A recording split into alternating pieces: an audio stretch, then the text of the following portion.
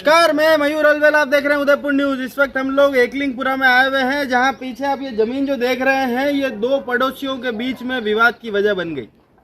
जी हाँ, ये 300 square feet का टुकड़ा विवाद का वजह इसलिए बना हुआ है क्योंकि कोर्ट के आदेश की अवहेलना भी यहाँ होती दिखाई दे रही है। कोर्ट के आदेश के बाद जब तहसीलदार साहब यहाँ पर आए और उन्होंने पत्थरगड़ी यहाँ पर कराई, पर उसके बावजूद भी जिस प्रार्थी पक्ष के पक्ष में यहाँ फैसला हुआ था, जिस प्रार्थी पक्ष के पक्ष में पत्थरगड़ियाँ की गई थी, वो यहाँ पर बाउंड्री वॉल बनाने में नाकाम दिखाई दे रहे हैं। क्योंकि एक व्यक्ति नरेंद्र डांगी का रसूख इतना बड़ा है कि कोर्ट की अवहेलना भी यहाँ पर हो रही है, तहसीलदार साहब के पत्थरगड़ी की अवहेलना भी यहाँ पर हो रही है, और जिसकी वजह से प्रार्थी पक्ष यहाँ पर बाउंड्री बनाने में असमर्थ दिखाई दे रहे हैं।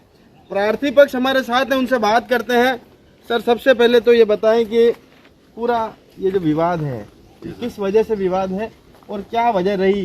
यहाँ पर तहसीलदार साहब ने पत्थरगड़ी कराई, उसके बावजूद आप यहाँ पर बाउंड्री वॉल नहीं बना पा रहे, उसकी क्या वजह? सर, हमने नींव खुदाई थी यहाँ पे, तहसीलदार साहब के आदेश के हिसाब से हमने पत्थरगड़ी की थी उन्होंने, तो हम वहाँ पे काम कर रहे। तो इसके नरेंद्र डांगी है जो यहाँ पे कलेक्ट्री में सर गनमैन लगा हुआ साहब के वहाँ से सर फ़ोन करवा के थानों वालों के जरिए हमें बंद करवा दिया और काम रुकवा दिया।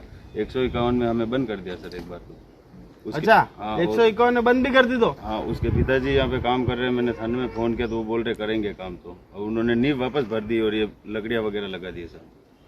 अच्छा, आपने नींव जो खुदाई वो वापस भर दी गई? हाँ सर, ये मौके पे देख लो सर आप, ये भर दी। जी, एक बार कैमरामैन को चाहूंगा कि पीछे की तरफ दिखाएं कि जो यहाँ पर लकड़ियाँ रखी गई है, ये नींव इन्होंने यहाँ पर खुदाई थी, उसके बाद यहाँ पर ये लकड़ियाँ यहाँ रख दी गई है।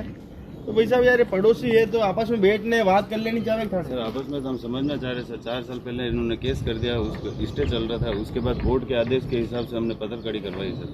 अच्छा, कोर्ट आदेश दे था, पत्थरगड़ी कराई? हाँ, उसके बाद भी ये नहीं मान रहे सर, ये इनकी मनमानी कर रहे हो और काम नहीं करने दे रहे हो, बार बार बंद करा रहे थाने से धमकी। तो पुलिस वालों को वो कोर्ट के आदेश नहीं दिखाया क्या आपने?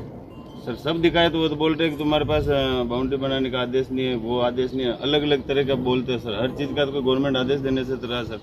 अगर गवर्नमेंट का ये कमरा बना हुआ भी आदेश निकालेगा कोर्ट? सब चीज का कोई आदेश नहीं मिलता सर। कोई पत्थरगड़ी होगी, उसके बाद जगह क्लियर होगी तो मेरी जमीन पे तो सर मैं काम कर सकता हूँ, तो थाने वाले ले जाके बंद कर रहे सर मेरे को, बार बार काम नहीं करने। हाँ सर। अब आपकी क्या मांग है, मतलब प्रशासन से क्या चाहते हो आप? प्रशासन से सर न्याय के लिए चाहते हैं हम। एसपी साहब के वहाँ पेश हुए तो 3 तारीख को पेश हुए थे सर, उसके बाद भी कोई कार्रवाई नहीं हुई है, न तो थाने वाले कोई आए न कार्रवाई हो रही है। कोई कार्रवाई नहीं हो रही? जी सर। एसपी साहब रेट गया तो भी कहीं नहीं हुआ? कोई कार्रवाई नहीं हो रही सर, एसपी साहब के वहाँ पेश हुए तो वो गनमैन साहब इतना तगड़ा है कहीं?